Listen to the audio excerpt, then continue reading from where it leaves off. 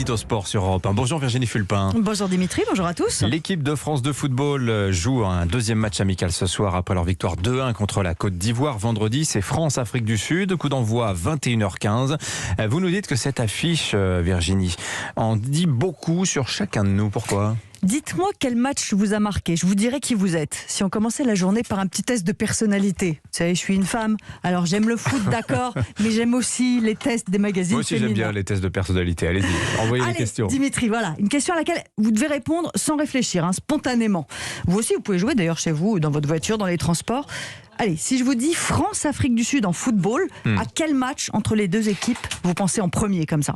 Si je suis honnête, je vous dis Naïsna. Autrement, en réfléchissant, je vous dis 98. Il va falloir choisir. Voilà. Ouais. 98. Allez, on commence par 98. Allez, 12 juin 98, le premier match des Bleus pour la Coupe du Monde à la maison. Ça se passe à Marseille, l'équipe de France l'emporte 3-0. L'aventure du mondial est lancée, la fête autour des Bleus aussi.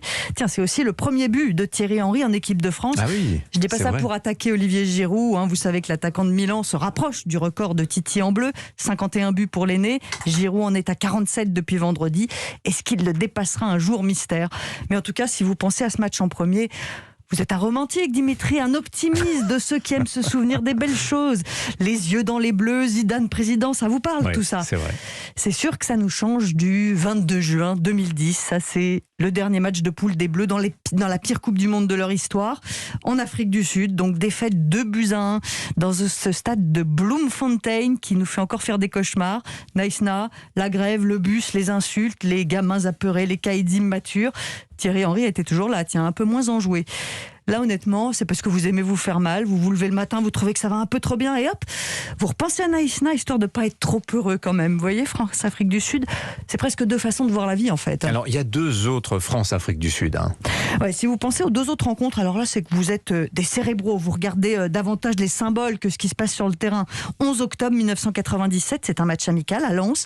La France bat les Bafana 2-1, mais c'est surtout la première fois que les Bleus rencontrent l'Afrique du Sud après des années de boycott mondial pour protester contre l'apartheid dans le pays.